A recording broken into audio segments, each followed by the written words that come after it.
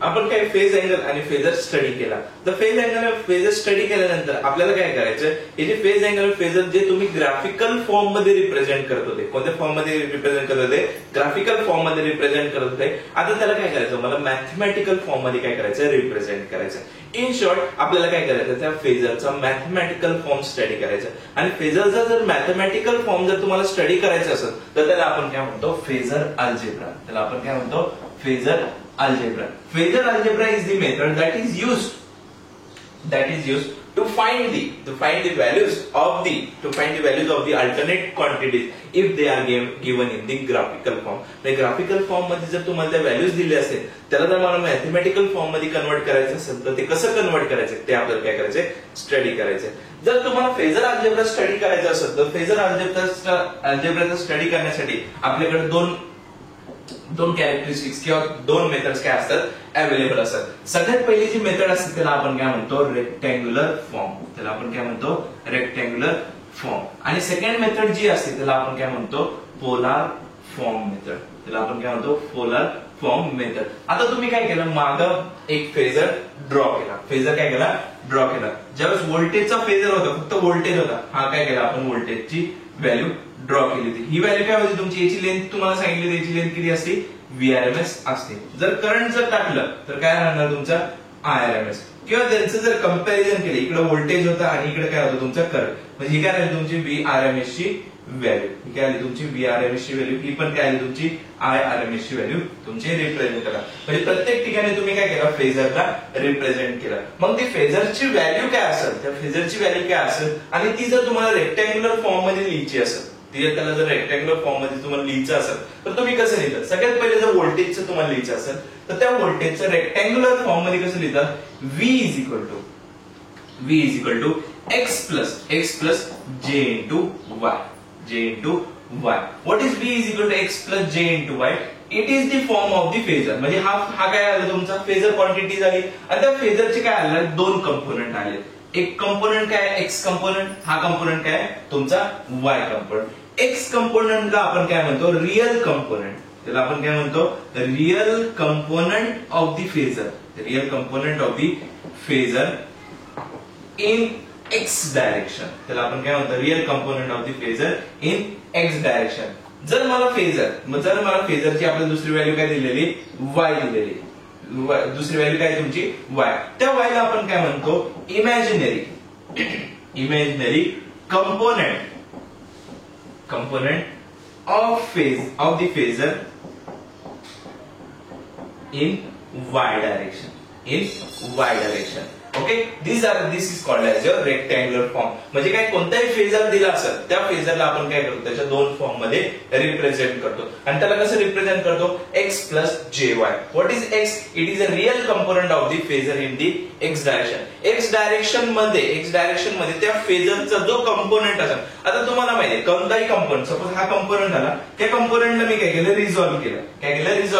Resolve केल्यानंतर आपल्याला काय भेटतं, दोन डायरेक्शन, एक एक्स डायरेक्शन भेटते, एक काय भेटते, वाय डायरेक्शन. तुम्हाला माहितीये हा जर अँगल जर फाय असला, तर हा अँगल पण काय होतं तुमचा, फाय होतं. आणि हा फेजर जर आय दिलेला असला तुम्हाला, तर हा आय आणि ही काय तुमची एक्स एक्सिस. त्यामुळे हा जो फेजरची डायरेक्शन असेल ना, किंवा हा कंपोनंट असेल, हा कसं लिहितात तुम्ही, आय कॉस थिटा. आणि हा काय असतो, I sine theta.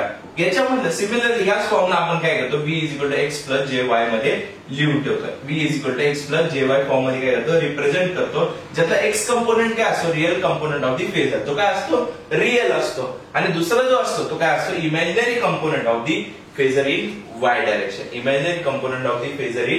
Y direction. Okay, आता त्यानंतर आपल्याला काय करायचं, पोलर फॉर्म स्टडी करायचं. पोलर फॉर्म जर त्याला रिप्रेझेंट करायचं असेल, त्याचा फेजर आपण कसं रिप्रेझेंट करतो, जर तो व्होल्टेज, आता जसं इथं व्होल्टेज दिला मी, याला करंट फॉर्म मध्ये पण रिप्रेझेंट करू शकतो. करंट फॉर्म मध्ये काय, I is equal to x plus j into y. म्हणजे रेक्टँग्युलर फॉर्म सांगायचा असेल ऑफ द व्होल्टेज, तो कसा असेल, x plus j y. Similarly current साठी पण काय असतो, एक्स प्लस जे वाय असतो. त्यानंतर पोलर फॉर्म मध्ये काय करायचं, आपल्याला त्याला रिप्रेझेंट करायचं. जर तो व्होल्टेजचा फेजर तुम्ही पोलर फॉर्म मध्ये रिप्रेझेंट करत असला तर त्याला आपण कसं रिप्रेझेंट करतो, V angle of plus or minus five. 5. What is this plus or minus 5? हे बघा तुम्ही काय बघितलं, फेजर आपला जो फेज अँगल एक तर काय होतं, लीड होतो किंवा काय होतो, लॅग होतो. जर लॅग होत असला तर आपण काय घेतो, निगेटिव्ह अँगल घेतो. आणि जर लीड करत असलं तर आपण काय करतो, पॉझिटिव्ह अँगल घेतो. त्यामुळे जो अँगल असेल तो पॉझिटिव्ह असेल किंवा निगेटिव्ह असेल त्याला आपण काय करतो, पोलर फॉर्म मध्ये रिप्रेझेंट करतो. व्ही काय असणार, त्या फेजरची क्वांटिटी असणार. आणि ती फेजरची क्वांटिटी काय असणार, इन दी आरएमएस व्हॅल्यू. ती काय राहणार, त्याची आरएमएस व्हॅल्यू असणार. आणि तशा प्रकारे आपण काय करणार, त्याला कन्व्हर्जन करणार किंवा त्याची व्हॅल्यू काय करणार, फाइंड आउट करणार. This is the form of the polar, this is the polar form. जर मला काय करायचं, करंटची पोलर फॉर्म रिप्रेझेंट करायचं असेल तर करंटचा पोलर फॉर्म कसा येईल, I angle of plus or minus 5. I angle of plus or minus 5. This is the polar form. This is the polar form of the phasor algebra. This is the polar form of the phasor algebra. आता इकडे लक्ष द्या, या दोघांना आपण use कसं करू शकतो, या दोघांना आपण याला यूज करू शकतो. सपोज इमॅजिन करा, तुम्हाला काय दिलेलं आहे, दोन वेव्हफॉर्म दिलेले. त्या वेव्हफॉर्म मध्ये तुम्हाला काय दिलेले, अल्टरनेटिंग क्वांटिटी व्होल्टेजची काहीतरी व्हॅल्यू दिलेली आणि करंटची काहीतरी व्हॅल्यू दिलेली.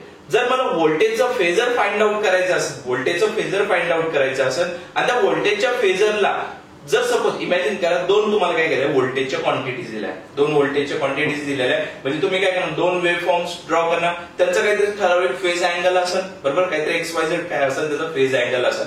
जर मला त्या दोन व्हॅल्यूजला ऍड करायचं असेल,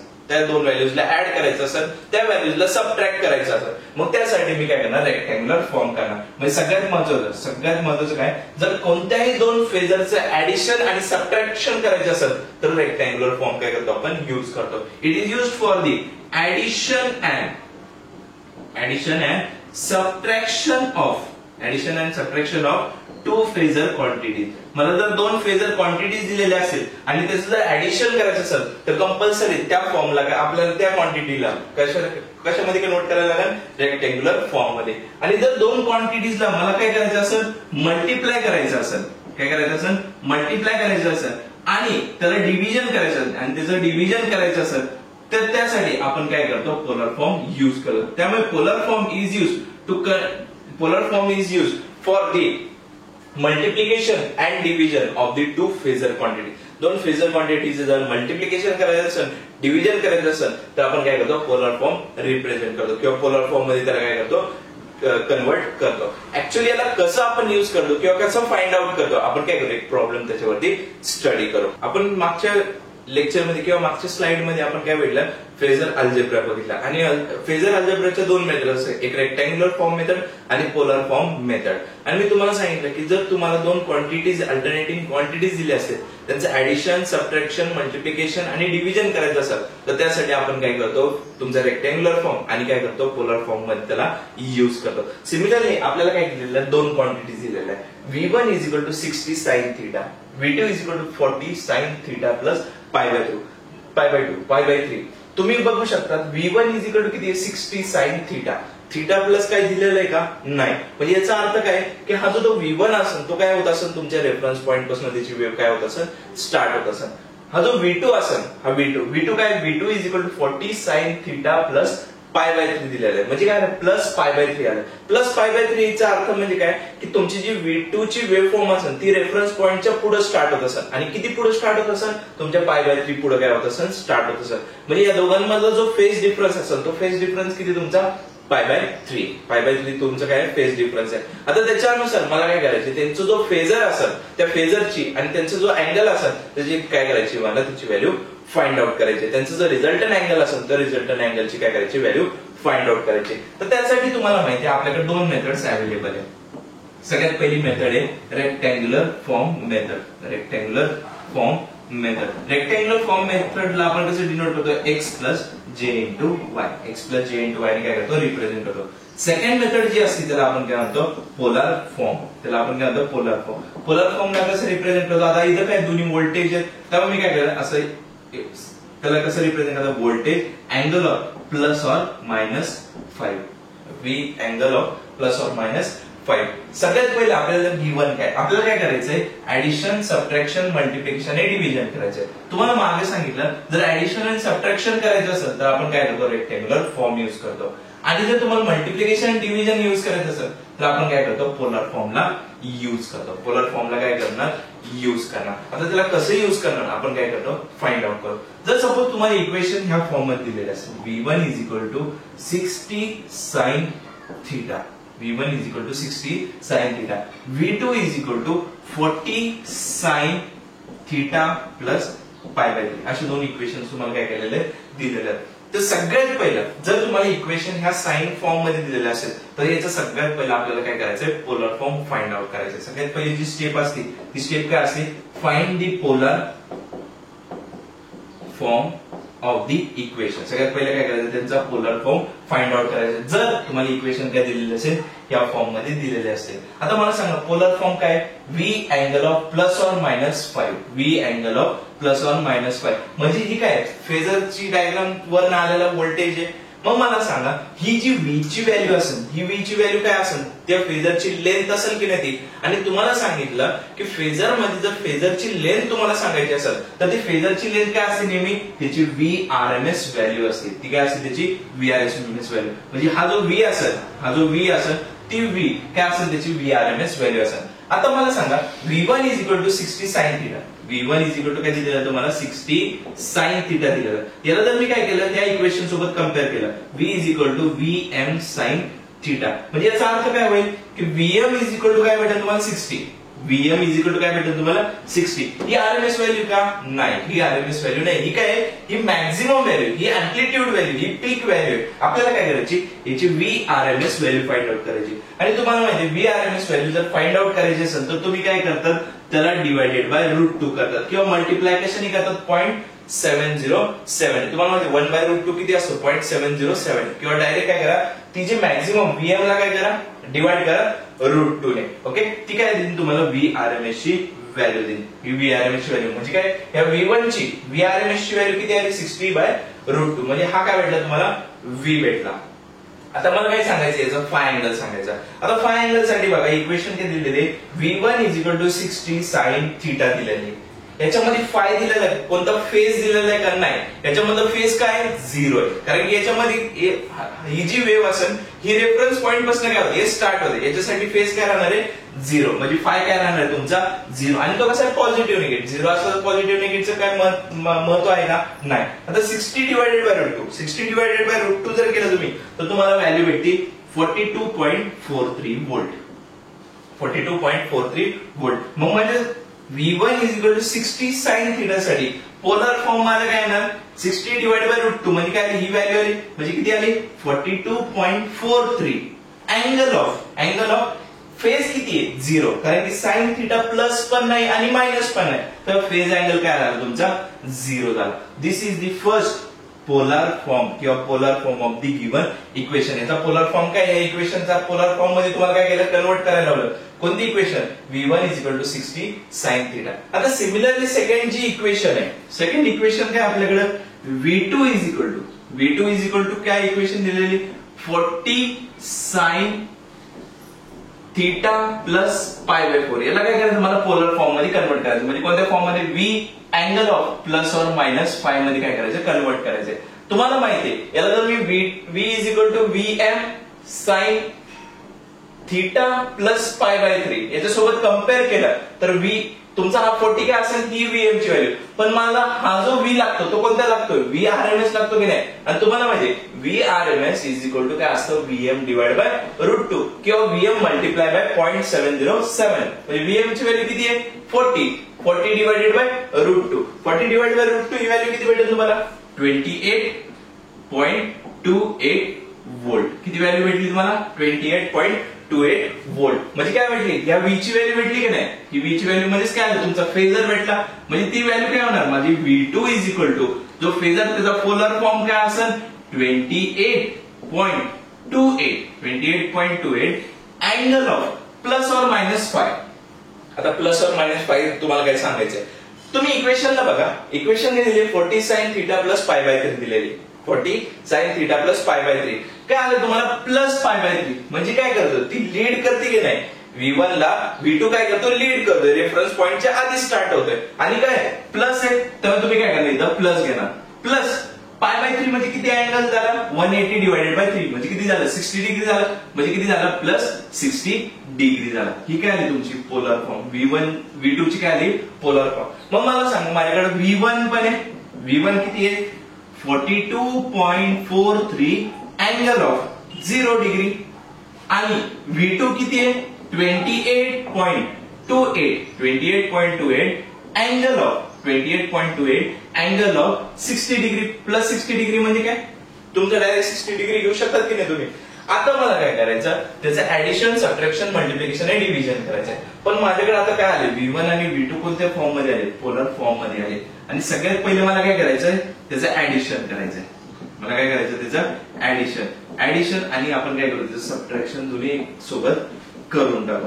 आता मला सांगा ऍडिशन आणि सबट्रॅक्शन जर करायचं असेल तर कंपल्सरी हा फॉर्म कोणत्या फॉर्म मध्ये प्रेझेंट असला पाहिजे तुमच्या रेक्टँग्युलर फॉर्म मध्ये प्रेझेंट असला पाहिजे. कोणत्या रेक्टँग्युलर फॉर्म. मग मला काय करायला लागेल हा जो पोलर फॉर्म असेल त्या पोलर फॉर्मला तुमच्या रेक्टँग्युलर फॉर्म मध्ये काय करायला लागेल कन्वर्ट करायला लागेल. रेक्टँग्युलर फॉर्म मध्ये काय करायला लागेल कन्वर्ट करायला लागेल. मग ह्या पोलर फॉर्मला रेक्टँग्युलर फॉर्म मध्ये कन्वर्ट करायचं असेल तर कसं करायचं इकडे लक्ष द्या.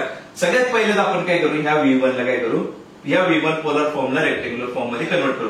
V1 काय दिलेलं आहे V1 is equal to 42.43 angle of 0 degree 42.43 angle of 0 degree 0 degree आणि आपल्याला कन्वर्ट कोणामध्ये करायचंय रेक्टँग्युलर फॉर्म मध्ये. म्हणजे रेक्टँग्युलर फॉर्मची इक्वेशन काय आली पाहिजे x plus j into y form मध्ये आपल्याला काय करायचं ह्या इक्वेशनला कन्वर्ट करायचं. तुम्हाला सांगितलं रेक्टँग्युलर फॉर्म मधला x पार्ट काय असतो तुमचा हा काय असतो real part in the x direction. y part काय असतो real part in the what आपलं imaginary part in y direction. Imaginary part in y direction म्हणजे काय करतात तुम्ही ह्या फेजरचे काय करतात दोन पार्ट्स करतात आणि त्याला काय करतात कंपोनेंट्स मध्ये कन्वर्ट करतात. कंपोनेंट कशी करतात एक्स कंपोनेंट काय असतो तुमचा रिअल पार्ट आणि एक्स डायरेक्शन मधला. आता मला सांगा या V1 चा जो एक्स कंपोनेंट असतो तो एक्स कंपोनेंट नेहमी काय असणार आहे तुमचा 42.43 कॉस ऑफ थिटा असणार आहे की नाही. कॉस ऑफ काय राहणार तुमचा थिटा राहणार आहे कारण की तुम्हाला माहिती आहे एक्स ऍक्सिसच्या डायरेक्शन मध्ये जो अँगल येतो तो काय असतो नेहमी कॉस थिटा असतो. त्यानंतर वाय डायरेक्शन मध्ये म्हणजे इमॅजिनरी पार्ट काय आहे 42.43 इंटू साइन थिटा म्हणजे एक्स आणि वाय ची व्हॅल्यू काय करता तुम्ही अशा प्रकारे फाइंड आउट करतात. आता थिटाची व्हॅल्यू किती दिलेली 0 डिग्री. थिटाची व्हॅल्यू किती येते 0 आहे की नाही. थिटा काय तुमचा 0. मग 42.43 cos 0 काय असतो 1 असतो की नाही. cos 0 काय असतो 1 असतो. 42.43 इंटू cos 0 म्हणजे किती 1 इंटू 42.43 म्हणजे व्हॅल्यू काय 42.43 व्होल्ट आहे. म्हणजे x ची व्हॅल्यू काय आहे तुमची 42.43. y ची व्हॅल्यू किती बघा y is equal to 42.43 sin theta. Theta value किती 0. sin 0 किती असतो 0 असतो की नाही. sin 0 काय असतो 0. sin 0 आला 0 इंटू 42.43 काय भेटेल 0 भेटणार आहे की नाही. ही काय आली तुमची 0 व्हॅल्यू आली. म्हणजे तुम्ही या पोलर फॉर्मला याच्या रेक्टँग्युलर फॉर्म मध्ये कसं लिहू शकतात 42.43 x ची व्हॅल्यू काय आली 42.43 प्लस जे y ची व्हॅल्यू किती आली 0 आली की नाही. y ची व्हॅल्यू किती आली तुमची 0. म्हणजे तुम्ही काय केले या V1 ला रेक्टँग्युलर फॉर्म मध्ये काय केलं कन्वर्ट केलं. म्हणजे V1 ची व्हॅल्यू किती भेटली मला 42.43 प्लस j इंटू 0. सिमिलरली आता काय करायची हा जो V2 होता या V2 ला मला काय करायचंय त्याच्या रेक्टँग्युलर फॉर्म मध्ये कन्वर्ट करायचं. या V2 ला रेक्टँग्युलर फॉर्म मध्ये कन्वर्ट करायचं. म्हणजे V2 ची व्हॅल्यू किती दिली तुम्हाला 28.28 अँगल ऑफ किती दिलेली तुम्हाला 60 डिग्री. अँगल ऑफ किती दिलेली 60 डिग्री. आणि जर या V2 ला तुम्हाला x प्लस jy फॉर्म मध्ये कन्वर्ट करायचं असेल तर x काय राहणार x is equal to x cos theta. x is equal to काय राहणार तुमचा x इज इक्वल टू काय राहणार आहे v cos थिटा. v किती दिलेला आहे याचा 28.28 v किती दिलेला आहे 28.28 cos अँगल किती आहे 60 डिग्री. अँगल किती आहे तुमचा 60 degree. Similarly y is equal to काय भेटणार आहे तुमचा v sin थिटा. y काय भेटणार आहे तुम्हाला v sin थिटा. म्हणजे काय भेटणार 28.28 sin ऑफ 60 डिग्री.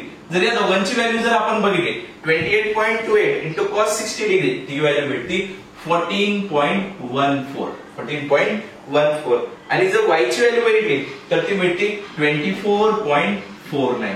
24.49 म्हणजे V2 चा रेक्टँग्युलर फॉर्म काय आला 14.14 प्लस J इंटू 24.49 म्हणजे J इंटू काय आला तुमचा 24.49. अशा प्रकारे तुम्ही काय करता polar form to rectangular form काय करतात कन्वर्ट करा.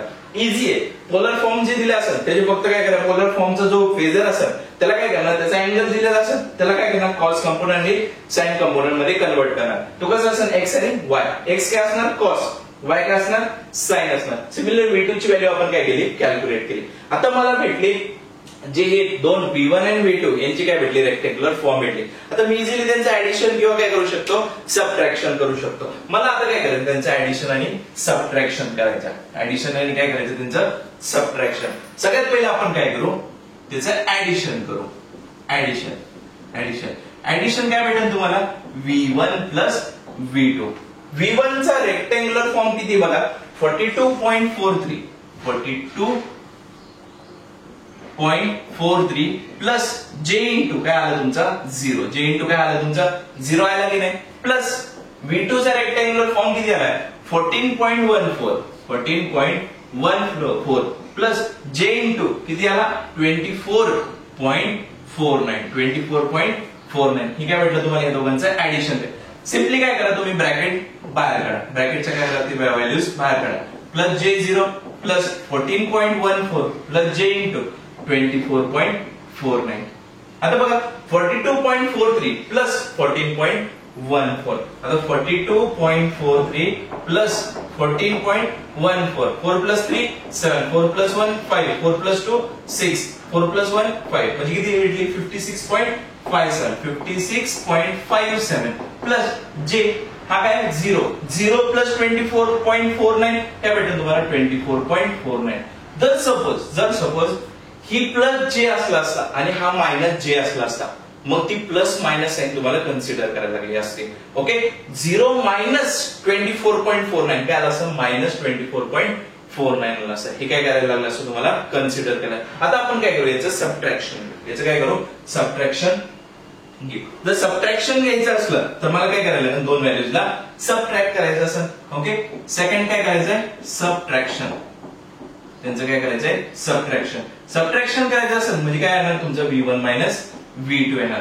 बघा 42.43 प्लस J0 त्याला रेक्टँग्युलर फॉर्म मध्ये लिहायचंय मायनस 14.14 प्लस J 24.49 येणार.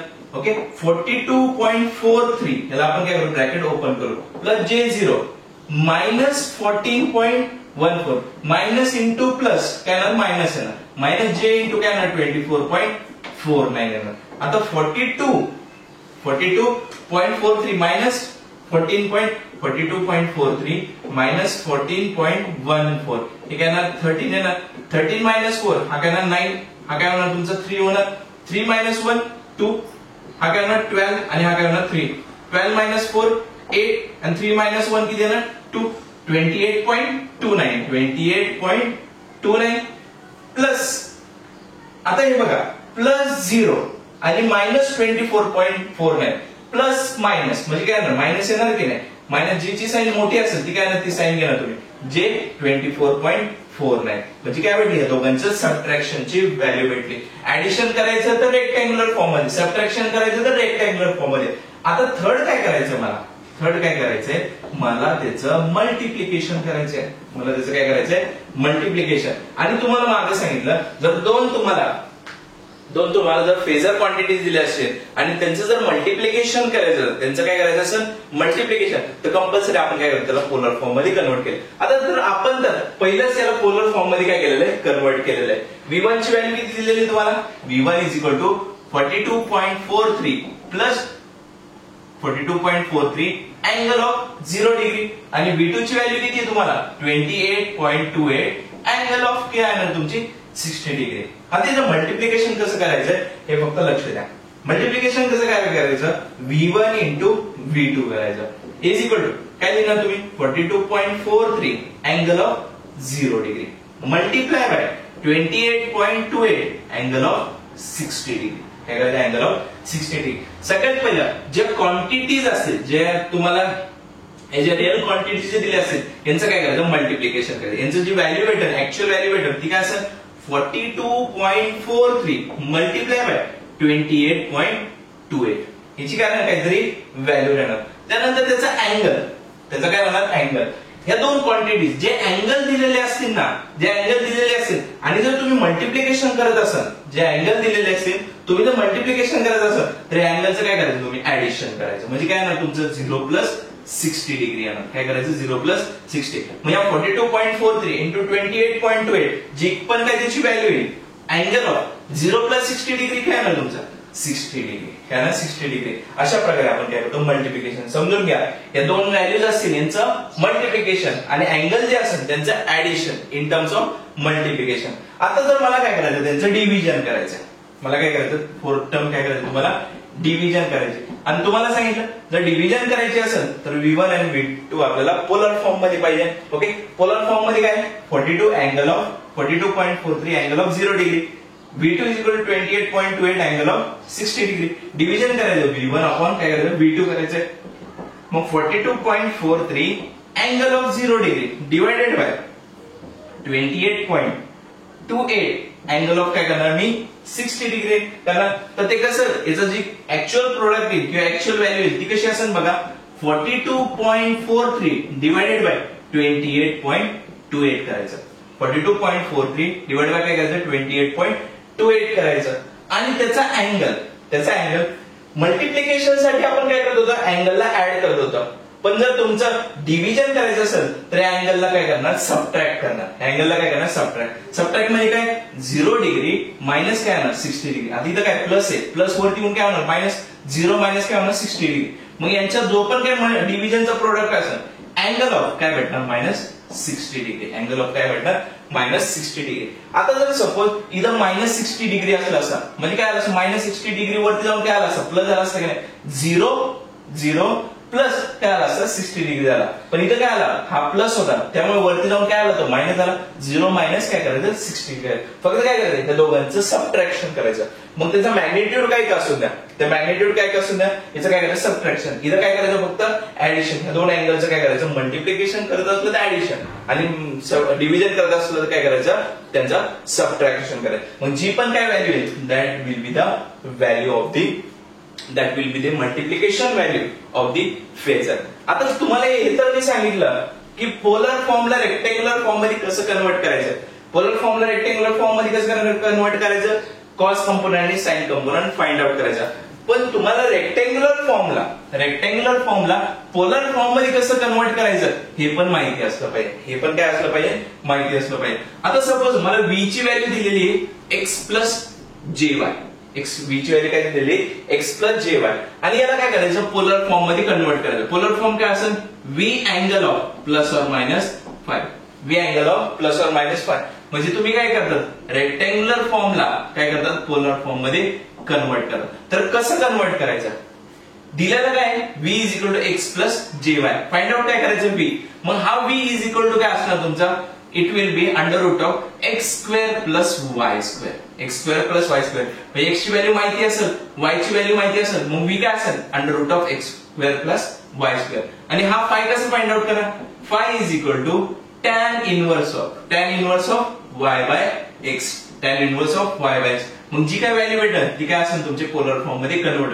प्लस भेटेल मायनस भेटेल जी पण व्हॅल्यू असेल ती काय करणार तुम्ही पोलर फॉर्म मध्ये लिहून काढणार. म्हणजे अशा प्रकारे तुम्ही रेक्टँग्युलर फॉर्मला पोलर फॉर्म मध्ये कन्वर्ट करतात आणि पोलर फॉर्मला रेक्टँग्युलर फॉर्म मध्ये कन्वर्ट करतात आणि द रेक्टँग्युलर फॉर्मला पोलर फॉर्म मध्ये तुम्ही काय केलं अशा प्रकारे कन्वर्ट केलं. Okay this is the methodology how we convert the phasor in the polar form and the rectangular form. आणि त्यांचं ऍडिशन करायचं असेल सबट्रॅक्शन करायचं असेल डिव्हिजन करायचं असेल मल्टिप्लिकेशन करायचं असेल तरी आपण काय करतो असे स्टेप्स फॉलो करतो. ओके फक्त काय करायचं मॅग्निट्यूड कडे बरोबर लक्ष द्या. Okay thank you.